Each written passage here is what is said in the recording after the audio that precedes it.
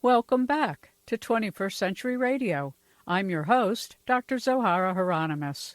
Priscilla Stuckey joins us for an exploration of her book, Kissed by a Fox and Other Stories of Friendship in Nature.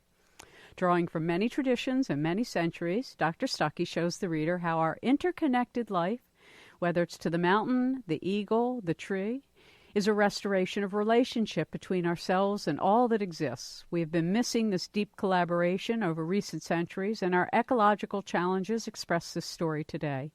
Making changes, each and every one of us, is the future story of restoring our wellness and that of the earth. Quote, "The speech of water, the speech of earth, and the speech of mud are heard by those who listen with the heart," unquote, begins Kissed by a Fox, a quotation from the Sufi poet Rumi. Finding the holy in all matter is the journey described in Kissed by a Fox, from indigenous elders to suburban dwellers. It's not where we live, it's that we live in harmony with where we live and with the nature of other beings we abide with. Thank you for joining us, Priscilla. I'm so delighted to be here. Thanks for inviting me. You're welcome. Well, your book is lovely. It's personal, and it's also a universal story. And I wondered, if you don't mind, to sort of first talk about your own academic background and involvements, because it's a little bit different from this work. Sure. Well, I went to graduate school in Berkeley I went to seminary at Pacific School of Religion in the early 80s, and then I did a doctorate at the Graduate Theological Union in Berkeley in feminist theory and religious studies. So I come out of a solidly humanities background, looking at the world through a very wide open interdisciplinary lens. But it's interesting because the feminist movement was also about an underclass, which is all the women on this planet, who for centuries have not been permitted to be an equal player in the world. And so I often think, and I'm not the first obviously to talk about this, but that the debasement of the earth went hand in hand with the debasement of women and children. That, of course, is more true in some cultures than others, and I talk about my culture because that's the one I know the best, and that is certainly the tradition in the cultures that are descended from the European geography. Well, you write that you have a Mennonite background, is that right? Yes, I was born and raised in a Mennonite community, in a Mennonite family, and I attended Mennonite church the whole time I was growing up. And how did the values imparted there impact the decisions you made, both in terms of your academic focus as well as now this beautiful book, Kissed by a Fox? Well, I learned a very deep valuing of community where I grew up. I also learned some of its shadow side. Community is difficult to practice, and I saw certain ways in which it was difficult. It influenced me in that I went to a Mennonite liberal arts college for undergraduate study, and that actually is where I got politically radicalized. People don't believe it when I tell them that, but that's where I became a feminist, and that's where I learned about all the latest developments in scholarly studies, and that's where I learned about social justice issues. And we were sent to, most students did international education. It was actually a requirement, and we studied in countries that had significantly different political or economic realities than North America. And so, most of the students on campus were exposed to the realities of the world, the difficult realities of the world, and what happens when inequality separates people, and how to work for social justice. So that has been a really important informer of my views. Well, you wouldn't know this, but over the almost 30 years I've been doing interview work, I have spoken with so many people whose experience of an alternate way to see the world happened at that age frame. I mean, and I think that's fairly common. It's kind of a time when people are looking for who am I within the identity of their culture, their family, their religion, and also being exposed without necessarily the family looking over their shoulder every day because they're away at school. And so when you look at this change. I thought it was interesting when you were in your book, you write that you were working on your thesis when you had an experience that really shifted your worldview most profoundly. It shifted your paradigm even, we can use that word. So tell us about this. I imagine you're referring to the bald eagle, because there were a number of them. Yeah, well, that one in particular, your discussion about the eagle. Yeah, I was working on a doctoral dissertation, and I needed a small vacation, so I went up to the Northwest and went on a little camping trip, met a woman who invited me to come spend a couple of days at her house on Lopez Island, because I had never seen a bald eagle, and I had become a birder in Oakland, California, where I was living, but I had never seen bald eagles. And she could see how deeply I wanted to see one. So I went to her house and camped on her floor by night and searched for eagles by day. And if you have a limited amount of time, how do you guarantee that you're going to see an eagle? Well, I had no idea, but I decided to sit down under a pine tree, and I said, okay, eagles, I would really love to see you. And I just talked to them inside my mind for a few moments and brought to mind the picture of an eagle and how majestic they are. And I said, is it possible for you to hear me? I'd really like to see you. So then I went biking all up and down Lopez Island for a whole day, and of course I didn't see any eagles. And the next morning I had time only to get up and go catch see if I could find a ride to the ferry landing and leave the island. Well, I was in a car on the way to the ferry landing, and suddenly there was this tiny little black speck in the sky, way far away. And it started coming closer, and I pulled my binoculars out and I checked, and yes, it had the right kind of wingspan for an eagle and the right kind of wing width. And it came closer and closer, and then I could see that the head and tail were in fact light colored. It was a bald eagle, and it was headed straight toward us. And I asked the driver if she could stop in the middle of the road, and she did. And we were in a little convertible, as it happens. You know, these coincidences, or maybe not coincidences, sometimes happen. And we sat there in the middle of the road, and the eagle came straight toward us. And when it had arrived overhead, it just stopped. It turned and turned and turned and turned and made many little tight circles above our car. And I had the fullest view I could imagine. And when my neck got tired, I could no longer stare straight up into the sky. I put my binoculars down, and that's when the eagle broke its orbit, turned one more time, and headed back to that spot on the horizon from which it had appeared. How was that different from the rest of your life? Well, this is not the sort of thing one talks about in an academic program in general. Most of our academic and that, wait a second, before you pass that, but yet you would think when you're doing comparative study of religion and you're studying faith-based, societies, that's a very deep part of the mystery tradition within all of them, is this connectedness through consciousness to everything. Just not everywhere, I suppose. just not everywhere, we're a society of skeptics. We are taught to be skeptical, and there are some very good strengths in having a skeptical mind and asking questions and making sure that you don't go down a thinking path too easily. There are real good reasons for making sure something is real in the world instead of just, believing whatever you want to believe or believing everything you see. So I think it's a good idea to be reasonably skeptic. At the same time, there really wasn't a lot of space in my own faith tradition, which was Christianity, and in most Western religions, in general, there wasn't a lot of space for really practicing communion with Earth. The faith and the salvation rests more outside of Earth. And that's why Christianity and Judaism are theistic religions, because in a theistic religion, there's a certain separation between God and the physical world.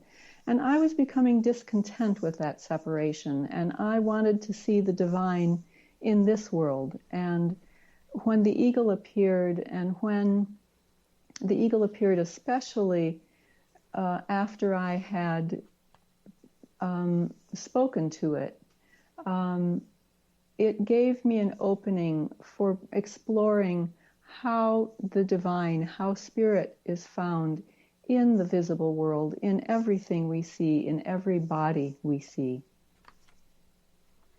You make an interesting statement about animism and sort of the misunderstanding of what that is, but it really is a very honorable and integral way of being in relationship to the world. Can you talk about that for a minute?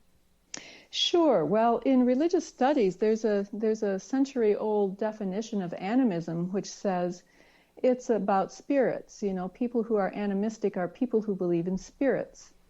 And more recently, like in the past 25 years or so, anthropologists of religion have begun to reassess that definition.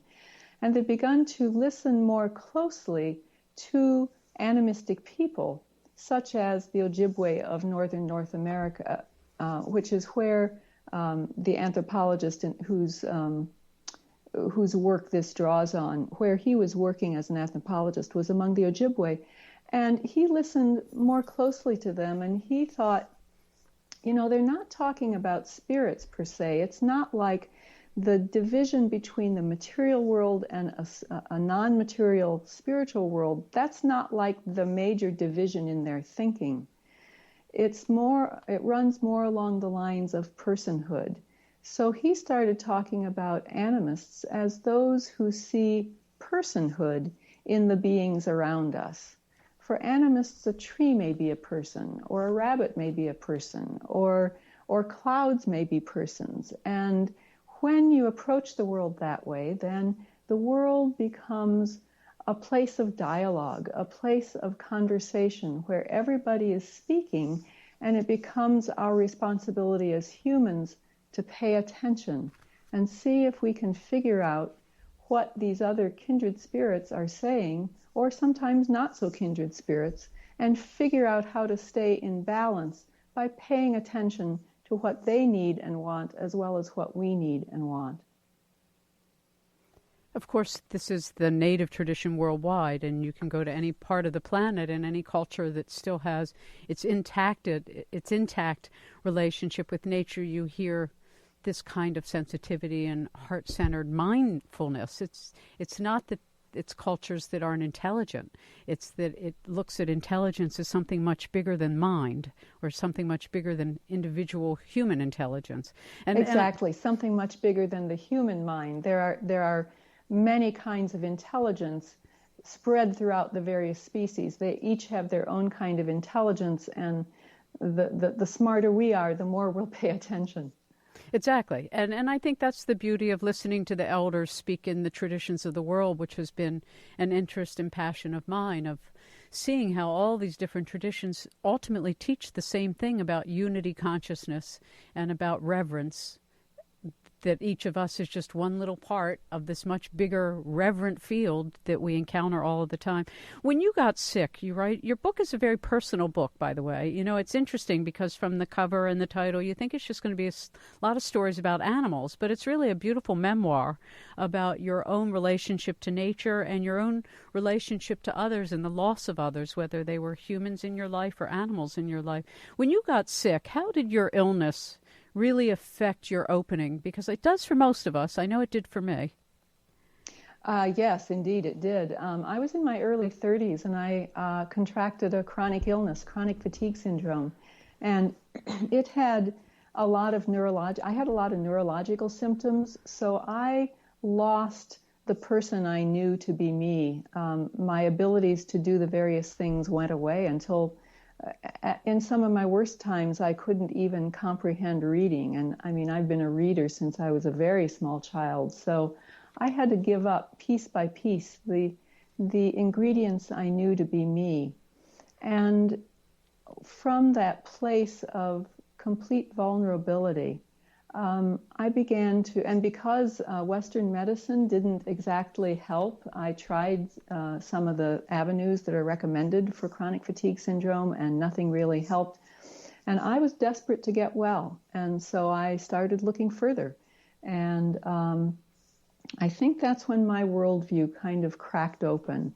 I had been meditating for years already, so I was somewhat on that path, but I became more confident in trusting my own insights and reaching to new and unexpected sources if they provided help and sustenance.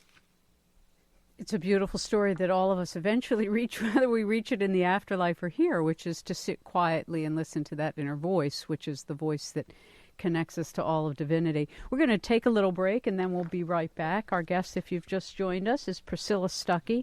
Her book is called Kissed by a Fox and Other Stories of Friendship in Nature. This is 21st Century Radio, and I'm Dr. Zohara Hieronimus. We'll be back after this. Hello, I'm James Olson, author of The Whole Brain Path to Peace. My website is thewholebrainpath.com. You're listening to 21st Century Radio with Dr. Zohara Hieronimus, and I just loved being on this show, and she is such a great interview. I know you're going to enjoy whatever you listen to. The Whole Brain Path to Peace.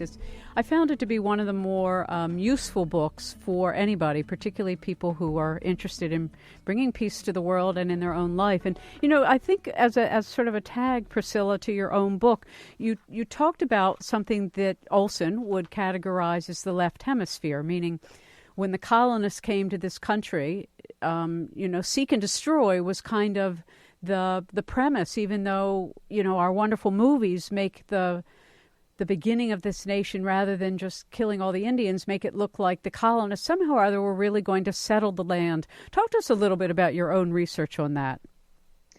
Yeah, I grew up in Ohio, and I didn't quite realize that Ohio had been heavily forested and that the settlers really clear-cut the land, and they did that throughout the Northeast, throughout the heavy North American forest. There seemed to be a frenzy to get rid of the trees, to get rid of the forest, and of course they needed to plant their crops, they needed to plow fields, but they really destroyed the trees to a greater degree than was necessary if they just wanted to plant some crops. So I was intrigued and horrified by this urge to remake the landscape. And I discovered that it goes back, that idea or the conceit that we can remake nature actually goes straight back to the Roman Empire. Cicero boasted in the 1st century BC that we make irrigation, we plant, we plow, we turn the rivers, we control the waters. We make, as it were, another nature, he said. And that idea that we can conquer and control nature has been with us for a very long time. And so, because it's a long habit, it's going to take some attention to move in some new directions. I love the fact that you know Maladame Some, because his book, probably 15, maybe 20 years ago, when he joined me on his book of Water and Spirit, a beautiful spiritual autobiography, and there aren't many that sort of stand in the tradition of Paramahansa Yogananda, another great spiritual autobiography. How did your work with the Soulmates, he and his wife, impact your life? Well, I was called in to be a book editor. Actually, the very first contact I had with them was a workshop when they were still married, and they lived in Oakland, and they led a workshop on grieving. And I was in a deep state of mourning, and I was suffering depression at the time. I'd undergone a lot of losses. And I attended their workshop on grieving, and there I heard them talk about community. And they said, in the village, when a woman gets pregnant, we all get excited because we wonder who this new person is that the ancestors are sending us, because obviously this person is bringing gifts that we must need. So they said, we work real hard to find out what this new person's purpose is in the world. And then it becomes our responsibility as a community to help that person remember their purpose. And I was so astonished because that was a very different understanding of community than I had grown up with. Community, where I came from, and to a certain degree throughout mainstream American culture, we tend to think of community as something that needs to keep people in line. The government is what punishes wrongdoing. And you can read it even in the documents of the American Revolution, in American history. Thomas Paine wrote a pamphlet called Common Sense. And in this pamphlet, where he was agitating for revolution, he said, society, namely our interrelationships with family and friends, society is based on our goodness, but government is based on our wickedness, and we need government to keep us in line. So there runs this thread of thinking throughout political and religious history of Western cultures that the community is something that it's a disciplinary force. It helps restrain the badness in people. And from Malidoma and Sobonfu, I heard a completely different view of community, a completely different experience of community, that the community, whether the small community or the larger community, knows individuals and helps them, supports them in carrying out their purpose in the world, in bringing their gifts to fruition in the world. And it was a very liberating moment. And then later, I've been a book editor for years, I got called in to help Malidoma to edit the book that he was working on next after Of Water and the Spirit, and it became the book, let me see if I remember the title, the Community Rich, I'm sorry, I'm blanking That's on the title. But as an editor, one thing an editor does is get inside the head of the writer. So as I worked at that process of getting inside what Malidoma was saying, I found those ideas that came from his village, I found them taking root in me. It was a really wonderful experience. When I had the chance to talk with him on air, on Future Talk and the Zoe Show, two other shows I hosted before, I found the clarity of his own life experience of having been sent away from the village to be brought up in sort of the Christian theology and be trained by the fathers, and then eventually having a calling back to his native tradition. It is really, like I mentioned, James Olson's work, the difference between using your left hemisphere primarily or your right hemisphere. And one, the left, which is pretty much the dominant theme in our culture, is very very separatist, very analytic, very aggressive, versus the right hemisphere, which, like his second book, which I had my producer look up, was called Ritual, Power, Healing, and Community.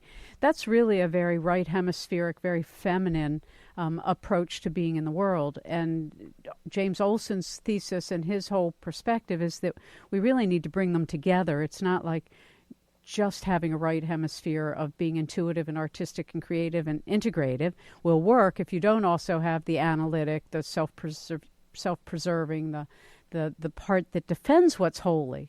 And so when you look at your own work about defending what's holy, that's sort of what I think about your work. I love that you told the short story of a 1920s forester, Adolf Leopold, was it? Aldo Leopold? Yeah. Mm-hmm. Would you share a little bit about that? Because I thought it was I loved the way you wove so many beautiful historic truths into your own journey. Well, Aldo Leopold was a forester back in the 1920s and 30s, and the famous story about him that he told near the end of his life was that he was a hunter, and he was hunting in the canyon country of Arizona, and he shot a wolf down at the bottom of this canyon by the river, and he scrambled down the rim of the canyon and came upon her to find she was dying. And he went closer, and she grabbed the butt of his rifle and fought with her last ounce of life. And he said when she died, he saw the green fire die in her eyes.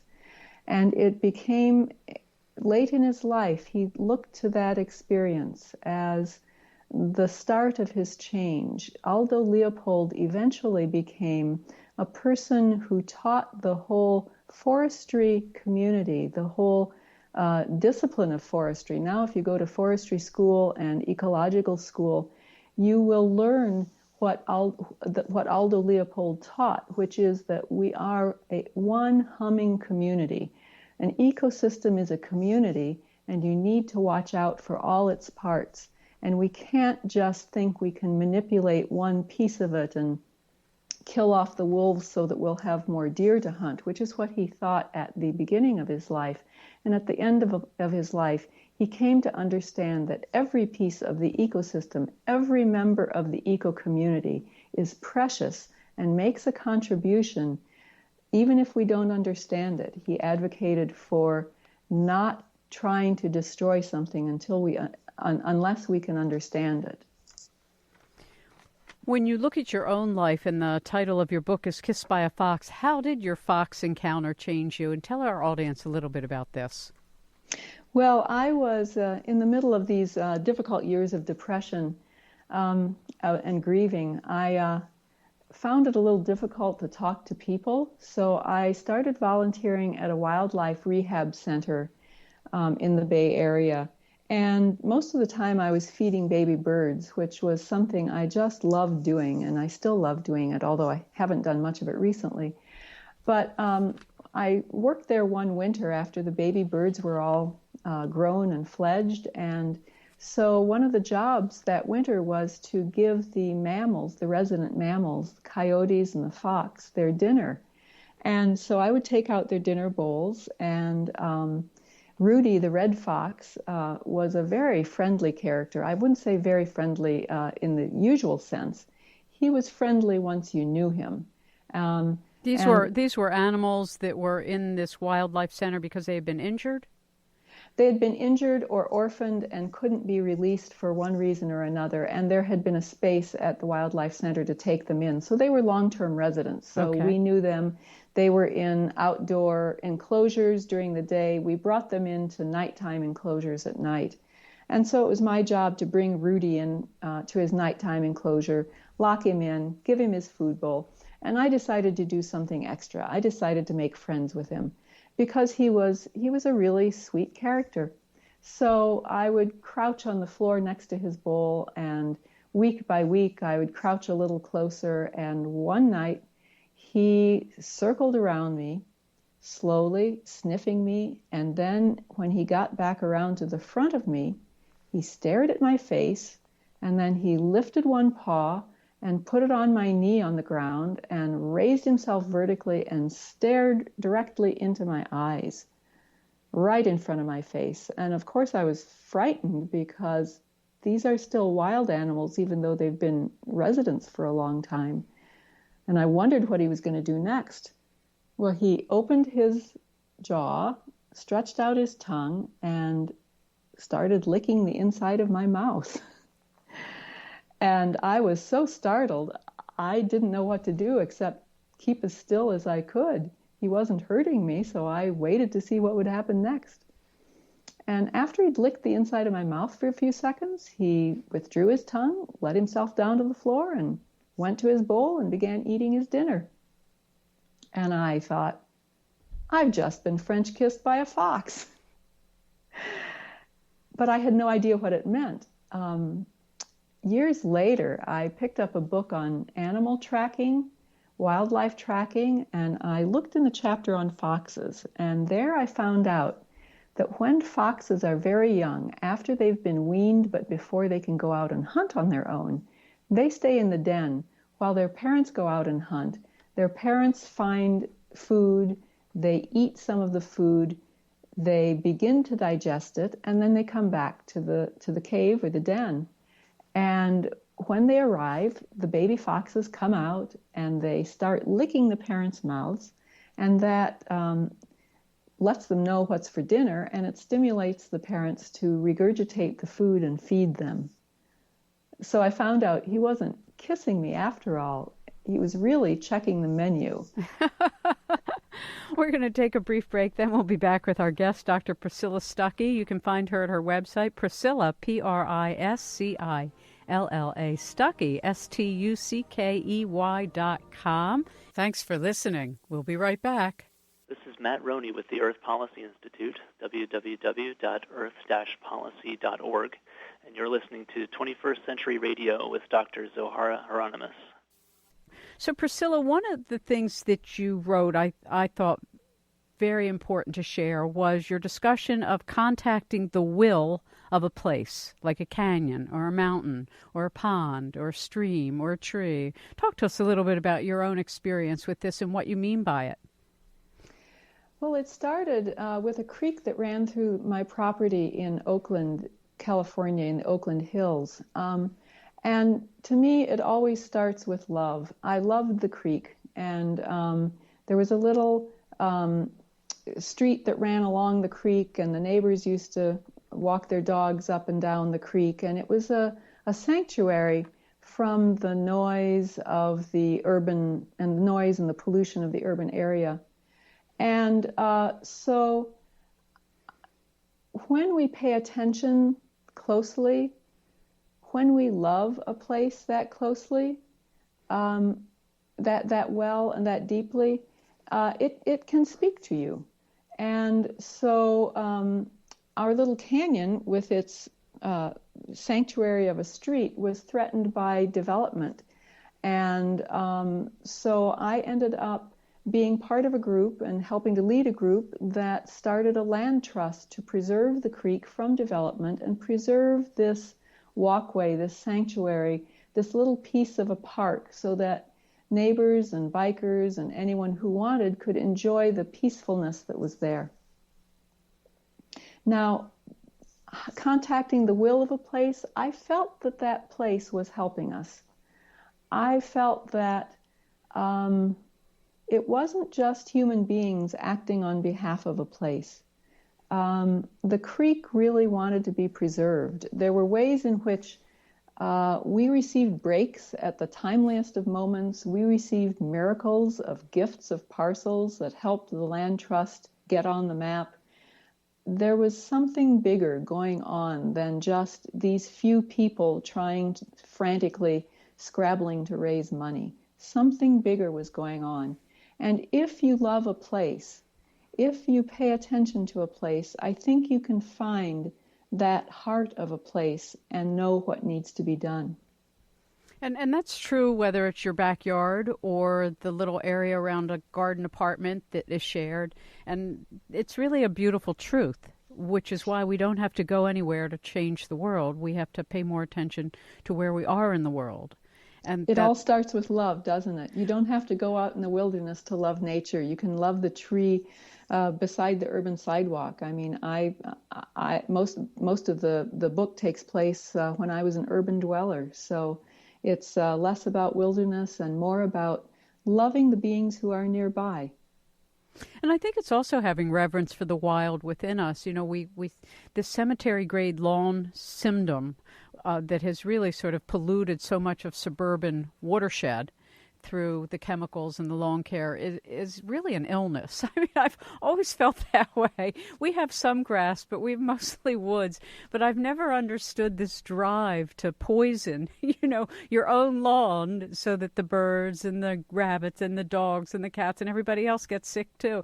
I've just never understood it. But that's why I call it cemetery-grade lawn care, because it's really what you see when you go to a cemetery. Versus, as people will tell you, and as the guests on the show have said, have some rain gardens, plant the bushes that the bees like, plant things for the butterflies. If we really just pay more attention to what's available to us, we each become really restoring stewards of the land, whether it's a 1/4 acre or 100 acres. So I think that's Definitely, very important. And pay attention to who's native to your area, because they're the ones, the native plants are the ones who will attract the native bees and will attract the native insects. And then you've restored a community the way it likes to be. And the plants I live in a place where we get ferocious spring snowstorms, but the native plants know how to deal with that because they evolved. They grew up in that climate, and so they know how to, they adapted strategies to deal with spring snowstorms. The tulips and the roses are kind of goners sometimes, but the native wildflowers, they thrive in spring snowstorms. One of the things I found interesting about your book, Priscilla, Kissed by a Fox, is that throughout this memoir you include your dreams. Why did you feel including your dreams is part of this story? Well, listening in all its dimensions, I think, has been an important part of my life for a long time. I began my own spiritual journey by tracing my dreams, recording them, thinking about them, pondering them. And that type of listening for something, some wisdom that's larger or wilder or bigger than the rational mind. So even though I was, a graduate student all these years, in the rest of my life, I was really searching for, exploring, and opening the door to a wisdom that was greater than the rational mind. And so when I became ill and began listening to nature in more depth, it seemed like a continuation of listening to what was inside me. The self that was inside me was the same as the self that was in the trees and the animals and the grass and the flowers. And so the listening just developed new dimensions. And as a matter of fact, when it came to writing, I experienced writing as a process of listening too, not in the sense of taking dictation.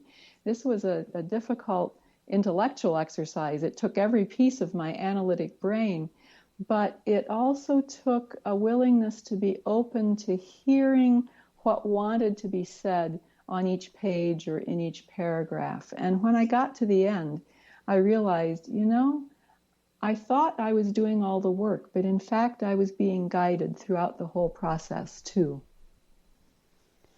When you look at all of the different kind of directions your life has taken you, whether it's working with these animals or studying religion, writing books, teaching others, how would you describe your purpose now?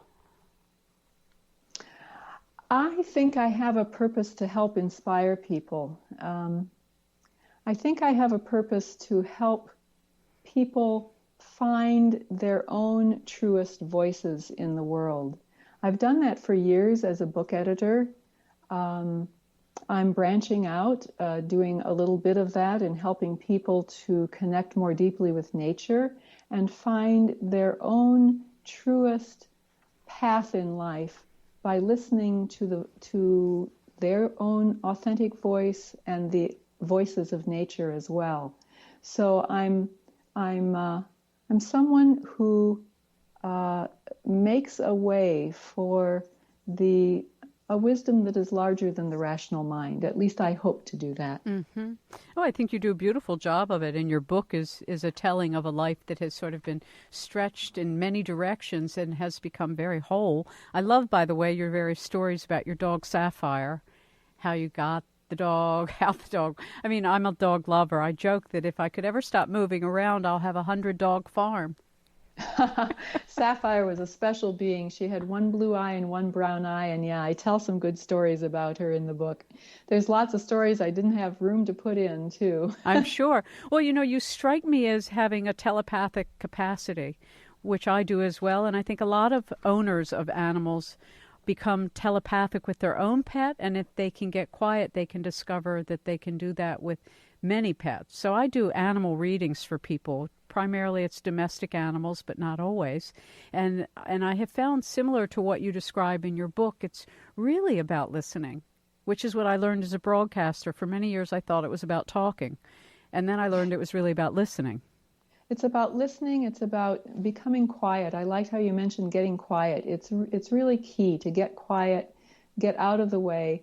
It's so easy to project what we want onto another being, and it's very important to get quiet enough so that you can tell the difference between what your own mind wants, where your own mind wants to go, and what you're receiving from outside your own mind.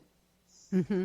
And of course, meditators learned that earlier than just people who just sit and be quiet, because there is a difference between projection, imagination, perception, and reception. So receiving something is very different than perceiving something. And I find when I talk with dogs in particular that it's they show you, well, for me, not all telepaths work the same. Some hear stories, some see stories, and I'm sort of given almost like a foreign film with subtitles, only they actually tell me the whole story in an instant. It's not like it goes on and on for hours. It's that they can show you 6 years of life in an instant. And I've always found that so fascinating, the way that the spirit and consciousness operates, which is, for me anyway, very quick, very entire, and then I have to take all the time and analytic, capacity to try to break down all the steps of it. Do you find anything similar to that? Yes, I do. And I think of Temple Grandin, the animal scientist and autistic person who says animals think in pictures. Yeah. And so it seems to me that each species has its own intelligence, its own way of communicating. And I also want to call attention to how important it is to start with empathy, to start with love. I had a teacher who talked about speaking with your animal as the process of opening the doors of the heart. And it really requires that kind of heart openness to be available to what someone else needs and what someone else wants to say. The interesting part for me over the years, whether it's with animals in the woods or animals that live in our household, is that they are direct in the way you're saying. I mean, I remember this feral dog that I found that came out of the woods, and I kept calling her Bella. She was a beautiful, lean dog who was obviously a stray and didn't want to be caught, but I started feeding her at night. And then one day I was in the woods, and she ran up to me, kissed me, turned around, ran away, and I never saw her again. And it was a very similar kind of just an understanding that this wasn't a feral dog that wanted to become a domestic dog. This was a dog that lived in the woods, and this is what this dog did. And there's always this human part that, I need to heal it and hold it and keep it and make it part of our little tribe. And I think people who work in wildlife in general will tell you the best we can do is to provide for them, but let them be who and what they are. Yeah, there's a big difference between sentimentalizing wild animals and loving them.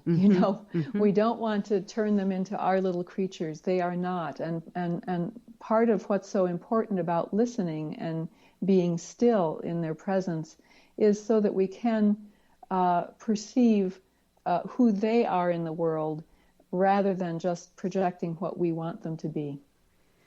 And I think that's true just about all our activities in the world. And I think for those of us who are real nature lovers and have grown up that way, and it seems most of my guests had a rich relationship in their youth with nature, and it has carried out throughout their life activity, is that it's really learning about listening. It is, isn't it? Being quiet, listening, and there's a great deal of communion to be found in the world. The world is a friendlier place than I thought before I began this journey. Any closing words you want to share with us? Any advice you have for those in the audience who say, well, I love nature, but I don't know what to do for it? Pay attention to your own yard.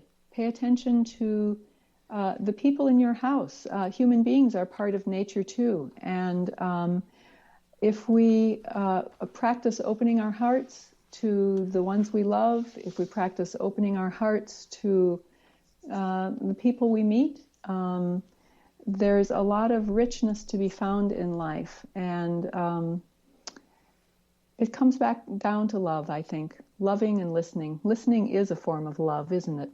Very much so. And all of the sacred societies teach this, that silence isn't empty. It's really full of everything. It's a lovely picture. Yeah, and I have found it to be true. We just live in a very noisy culture with just a lot of noise all of the time, and a lot of people are very unfamiliar with silence and are afraid of silence, particularly our young society, growing up with their twittering and their flittering and whatever else it all Yeah, is. we're restricting our listening to human voices, and what I'd like to encourage people to do is to expand our listening instead of restricting it. Expand it to the beings who are less like us and who have very important roles to play in the world. Amen to all of that. Priscilla Stuckey, thank you so much for being our guest. You can find more online at Priscilla, Priscilla, Stuckey, Stuckey.com. Her book, Kissed by a Fox and Other Stories of Friendship in Nature, a Counterpoint 2012 release.